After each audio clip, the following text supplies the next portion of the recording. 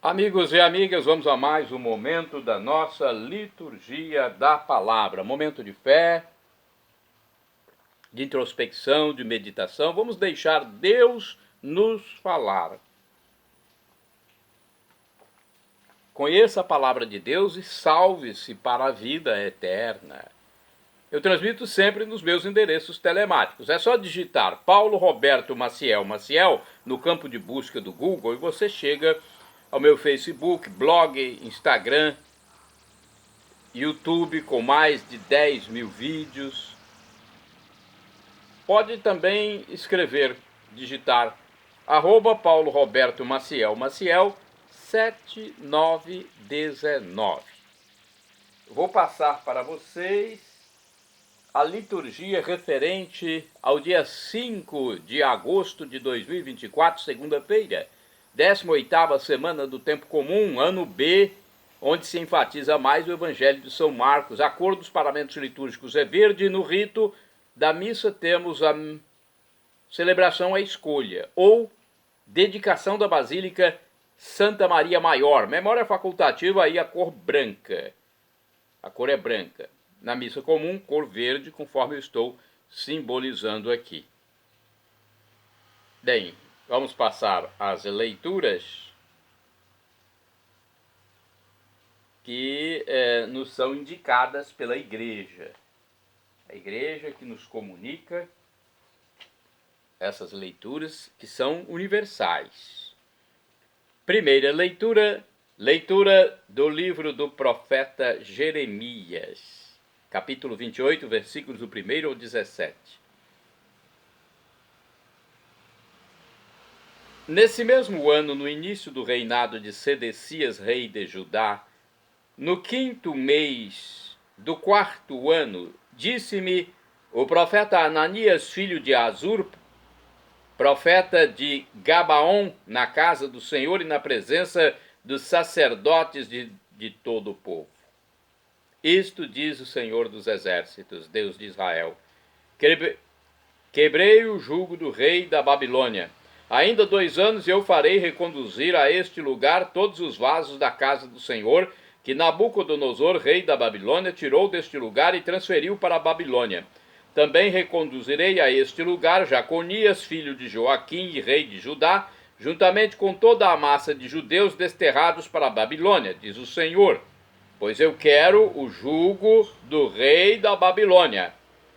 Respondeu o profeta Jeremias ao profeta Ananias, na presença dos sacerdotes e de todo o povo que estava na casa do Senhor, dizendo: Amém. Assim permita o Senhor, realize ele as palavras que profetizaste, trazendo de volta os vasos para a casa do Senhor e todos os deportados da Babilônia para esta terra. Ouve, porém, esta palavra que eu digo aos teus ouvidos e aos ouvidos de todo o povo. Os profetas que existiram antigamente, antes de mim e antes de ti, profetizaram sobre guerras, aflições e peste para muitos povos e reinos poderosos.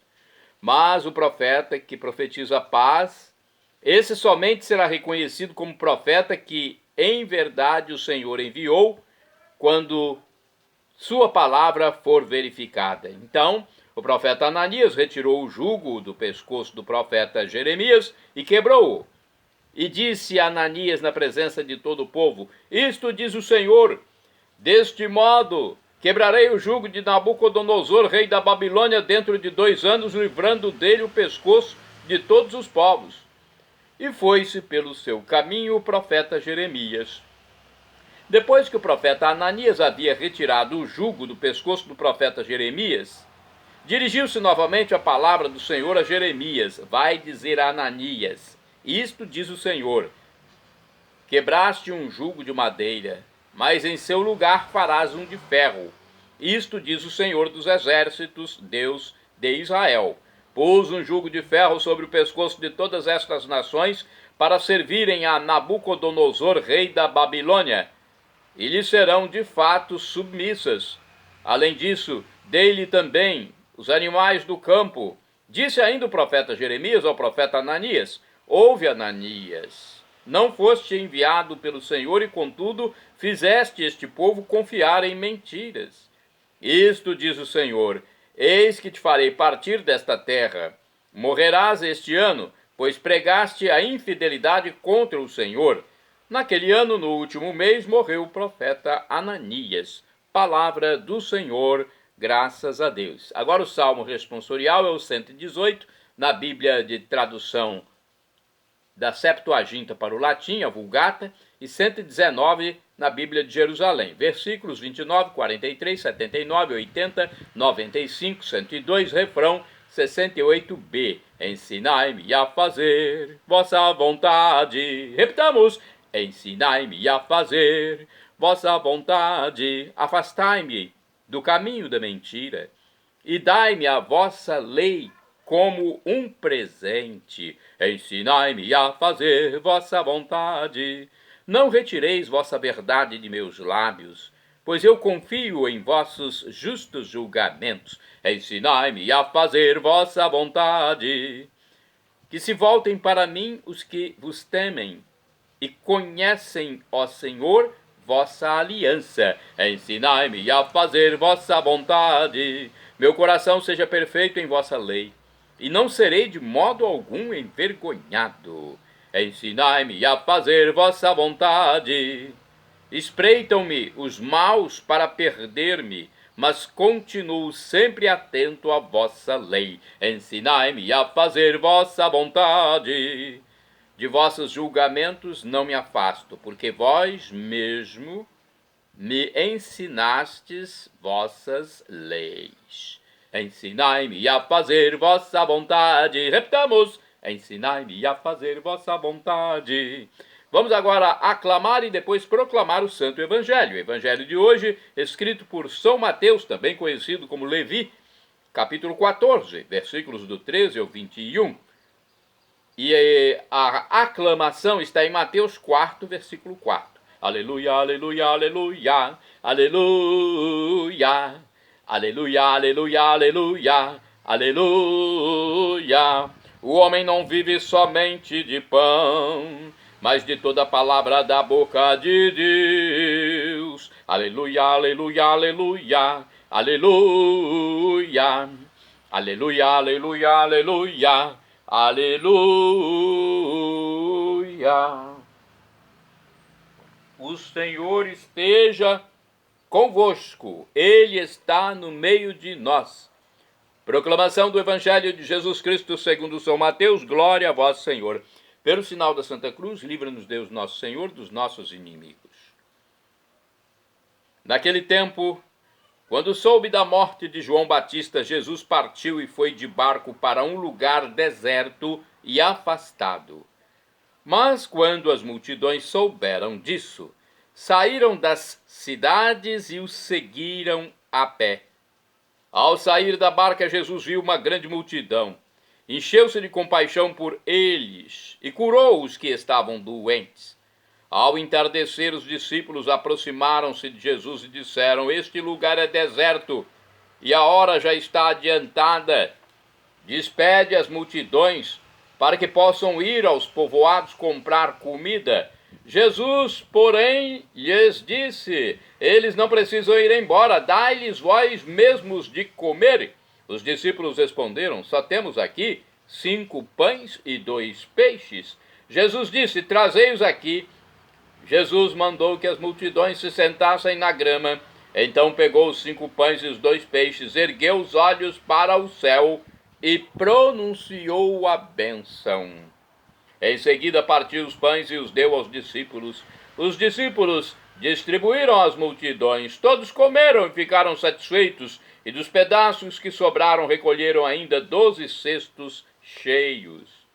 E os que haviam comido eram mais ou menos 5.000 homens, sem contar mulheres e crianças.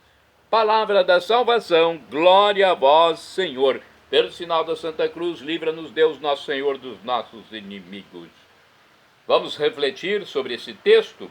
Os falsos profetas, conforme a primeira leitura, não têm compromisso com a verdade, mas fazem o povo confiar em mentiras, ao passo que os autênticos profetas buscam sempre a vontade de Deus, que é vida digna e plena para todos. Temos uma outra reflexão. Em comum, Jesus compadece-se da multidão. Era comum Jesus fazer isso. Era comum ele compadecer-se. Sentia compaixão e logo buscava alguma solução. Desta vez providenciou comida abundante para todos, trazendo ao povo a memória do Deus do Êxodo. Temos outra reflexão do livro Palavra e Vida. Vamos lá, Mateus 14, versículos do 13 ao 21. Jesus se recusa a mandar embora o povo que está com fome. Ele poderia despedir a multidão, né? Mas não. Ele ensina que pela partilha é possível alimentá-lo e ainda sobrar comida, quer dizer, pelo milagre, né? Assim, satisfeito, as pessoas correm atrás dele por causa do alimento. Jesus lhes fala que devem buscar antes o reino de Deus e sua justiça, e que todas as coisas materiais lhes serão dadas por acréscimo. Do que adiantam todas as comodidades, roupas e mais roupas, despensa cheia, se por dentro estamos vazios? Nada disso nos satisfará sem o seguimento da palavra de Deus. Então nosso coração se encherá de alegria se estivermos com Deus no coração. Temos mais uma reflexão do livro Dia a Dia com o Evangelho.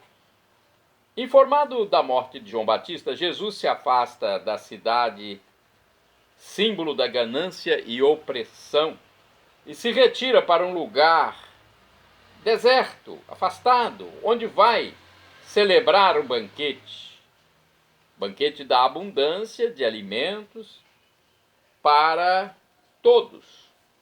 Sem demora, as multidões vão ao seu encontro, sinal de que Jesus tem sempre algo valioso a oferecer. De fato, Jesus os alimenta com o pão da palavra e com o pão material. Em breve, o pão que nutre o corpo se tornará, para os cristãos, o banquete eucarístico, alimento espiritual.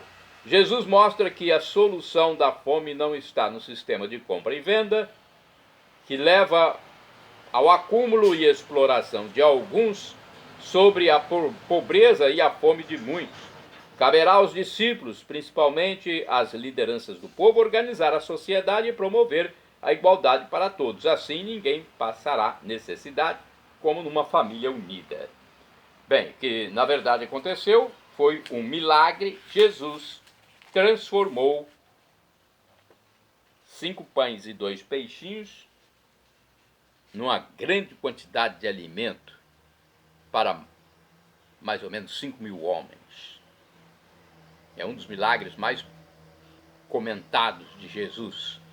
Agora vamos a outras informações sobre a celebração de 5 de agosto de 2024, segunda-feira, dentro da 18ª Semana do Tempo Comum na Igreja Católica Apostólica Romana. A memória facultativa da dedicação da Basílica de Santa Maria Maior, que narra a tradição que Nossa Senhora apareceu em sonhos na noite de 5 de agosto ao Papa Libério e a um patrício romano, pedindo a ambos que construíssem uma igreja em honra a ela. Na manhã do dia seguinte, apesar de ser pleno verão romano, o Monte Esquilino estava milagrosamente coberto de neve, indicando o local onde deveria ser edificada a basílica. Olha que informação importante, não é? Vamos agora aos santos do dia. Santo do dia 5 de agosto, Santo Emídio. Foi bispo e mártir do século IV. Emídio foi nomeado bispo de Ascoli e converteu inúmeros pagãos. Santa do dia 5 de agosto, Santa Nona, leiga, faleceu em 300 no ano 374. Foi mãe exemplar, muito cristã, e obteve a conversão do seu esposo, São Gregório o Velho. Nona foi mãe de 3 santos, São Gregório Nazianzeno, Santa Gorgônia e São Cesário. Santo do dia 5 de agosto, Santo Osvaldo, mártir, faleceu em 642, foi rei da Nortúmbria, morto por ódio a Cristo em Macclesfield, na Inglaterra, enquanto combatia contra os pagãos. Santa do dia 5 de agosto, Santa Margarida, viúva, do ano 1395. Filha de camponeses de Césolo, Itália, após a morte do marido, dedicou-se à oração, à penitência e às obras de caridade na Itália. Conforme o site Heroínas da Cristandade, Santa Margarida nasceu em Césolo, ou Cesolo, não sei a pronúncia correta, uma fração de San Severino, Marche, na Itália, em 1325, e é chamada de Pés Descalços. Seus pais, pessoas de origem humilde, dedicadas à agricultura, deram-lhe uma profunda educação cristã. Na idade de 15 anos, enquanto estava cuidando das ovelhas, Jesus apareceu a Margarida sob disfarce de um peregrino pobre e pediu-lhe algum alimento, e a jovem ofereceu-lhe o único pão que tinha. Tendo voltado para casa com fome, perguntou à mãe se ela tinha algo para alimentá-la. A mãe disse que nada tinha para lhe dar. Margarida pediu para ela olhar no armário. A mãe atendeu seu pedido e, com assombro, descobriu que o armário estava tão cheio de pães que daria para satisfazer as necessidades da família e dos pobres da vizinhança. Para não contradizer a vontade dos pais, concordou em se casar com um jovem da cidade. Ela teve uma filha que educou segundo os princípios cristãos. Após a morte de seu marido, decidiu dedicar sua vida a servir os pobres, unindo a caridade, a oração e a penitência, com a finalidade de mais se assemelhar à paixão de nosso Senhor Jesus Cristo. Margarida se infligia terríveis castigos, caminhava descalça pelas ruas da cidade, daí o nome de Margarida Descalça, usava cilício, dormia numa cama de varas e descansava a cabeça em uma pedra. Enfrentou uma longa e dolorosa doença com muita fé e resignação.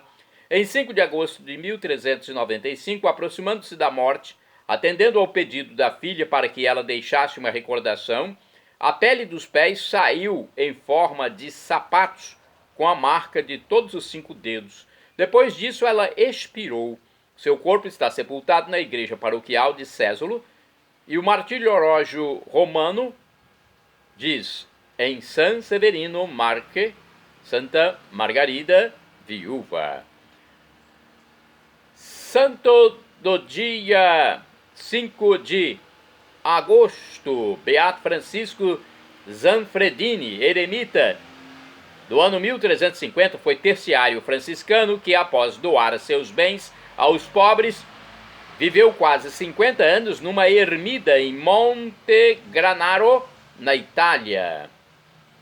Santo do dia 5 de agosto, Beato Pedro Miguel Noel, presbítero, ou seja, padre, sacerdote e mártir, faleceu em 1794. Por ser sacerdote, foi encarcerado numa galera durante a Revolução Francesa e morreu em decorrência das enfermidades ali contraídas. Tanto mal fez a Revolução Francesa, e ainda tem muita gente que faz loas para esse tipo de evento. A Revolução Francesa foi má, matou muitos cristãos.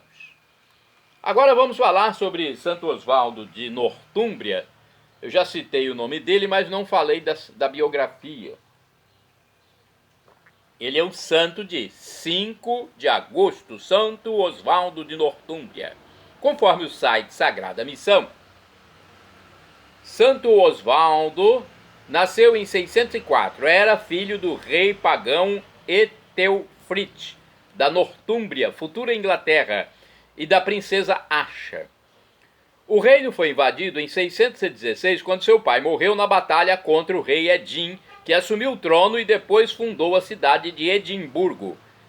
Asha e seus 11 filhos fugiram para a corte do rei da Escócia, onde todos se converteram. As crianças foram entregues aos cuidados dos beneditinos do mosteiro de Iona, fundado em 563 por São Columbano, famoso centro de formação e estudos. Lá receberam sólida formação acadêmica e religiosa adequada aos fidalgos e no seguimento de Cristo. Oswaldo destacava-se pelo belo porte físico, pela inteligência e pela caridade cristã. Tinha um sorriso franco, era bom e generoso, não distinguindo ricos e pobres. Era um hábil e capacitado estrategista militar treinado pelo pequeno, mas potente exército do rei da Escócia, que muito o apreciava. Curioso mesmo era o seu animal de estimação, um falcão que lhe obedecia e pousava-lhe na mão. Quando o rei Edim morreu, em 633, Oswaldo formou seu exército, pequeno e eficaz, e venceu a famosa batalha de Ravenfield, em 634, com o usurpador tombando morto. Oswaldo assumiu o trono como legítimo rei da Nortúmbria. Contam os registros históricos que antes desse combate ele teve uma visão de São Columbano, que o orientou a rezar junto com seus soldados antes de partir para o combate. Ele obedeceu. Mandou erguer uma grande cruz no centro do campo onde estavam, ajoelhou-se diante dela, pedindo aos soldados, quase todos pagãos, que fizessem o mesmo. Assim, postado com fé e humildade, o futuro rei pediu a Deus proteção e liberdade para seu povo oprimido pelos inimigos. O rei Oswaldo sempre atribuiu essa vitória à intercessão de São Columbano e à proteção de Cristo Jesus. Depois de coroado, todo o exército converteu-se. Mandou chamar os monges escoceses do mosteiro de Iona para pregarem o evangelho no seu reino. Ele mesmo traduzia para o povo sermões, conseguindo muitas conversões. Construiu igrejas, mosteiros, cemitérios, hospitais, asilos e creches. Distribuiu riquezas e promoveu prosperidade e caridade ao povo. Casou-se com a princesa Sineburga, filha do rei pagão de Wessex, hoje também Inglaterra. Em seguida, convenceu o sogro a permitir uma missão evangelizadora de monges escoceses no seu reino, que acabaram convertendo esse rei também. A igreja deve à fé do rei Oswaldo o grande impulso para a evangelização do povo inglês e o estabelecimento da vida monástica na Ilha Britânica. O rei da Nortúmbria morreu em combate em 642, defendendo seu povo de invasores pagãos. Amado e venerado como santo em vida, a fama de sua santidade ganhou destaque junto aos povos de língua inglesa, graças à divulgação dos monges beneditinos. Depois, o venerável Beda, monge famoso pela santidade e sabedoria na doutrina, reivindicou o título de mártir a Santo Oswaldo da Nortúmbria, por ter morrido em combate contra os pagãos. Sua festa é uma tradição antiga e a igreja manteve a celebração no dia 5 de agosto. Shalom Adonai, uma expressão hebraica que significa a paz de Deus, é o que eu desejo para todos vocês. El Shaddai, também do hebraico, significa Deus onipotente, Deus todo-poderoso. Ele proverá aquilo que você deseja se for para o seu bem. O professor e escritor de mais de 100 livros da Igreja Católica, Felipe Rinaldo Queiroz de Aquino, em seu canal no YouTube de Responde às Nossas Dúvidas, diz que Deus pode nos dar uma dessas 3 respostas quando suplicamos algo: sim, não ou espere. A resposta que for melhor, ele nos dará, mesmo que seja um não. Até na terra, o nosso pai físico nos dá um não, porque sabe que é o melhor para o filho. E agora eu clamo do aramaico, dialeto de Jesus, Maranatá, como dizemos nós católicos, ou Maranata, como dizem nossos irmãos separados, os evangélicos ou protestantes. Não importa a pronúncia, o significado é o mesmo: vinde, Senhor Jesus. Um dia ele voltará e será o juízo final. Eu quero a salvação eterna, eu quero viver por todos os séculos dos séculos com Jesus, com todos os salvos, com os anjos de Deus, com os santos. Para isso eu creio em Jesus como Deus, o Deus deste amor infinito que morreu por nós na cruz, venceu a morte no terceiro dia, ascendeu ao céu e está à direita do divino Pai eterno como nosso sumo sacerdote eterno, nosso mediador e nosso irmão primogênito. Creia em Jesus como Deus, seja batizado e arrependa-se dos seus pecados e nos encontraremos na vida eterna. Agora eu clamo, Maranatá, como dizemos nós católicos. É do dialeto de Jesus, o aramaico. Ou Maranata, como dizem nossos irmãos separados, os evangélicos ou protestantes. Não importa a pronúncia, o significado é o mesmo. Vinde, Senhor Jesus, um dia ele voltará e será o juízo final. Perdão, Senhor, pelos meus pecados passados, presentes, futuros, físicos, espirituais, pecados do pensamento, palavras, atos, omissões, e me dê a vida eterna. Meu Jesus, eu quero a vida eterna convosco. @Paulo Roberto Maciel, Maciel 7919.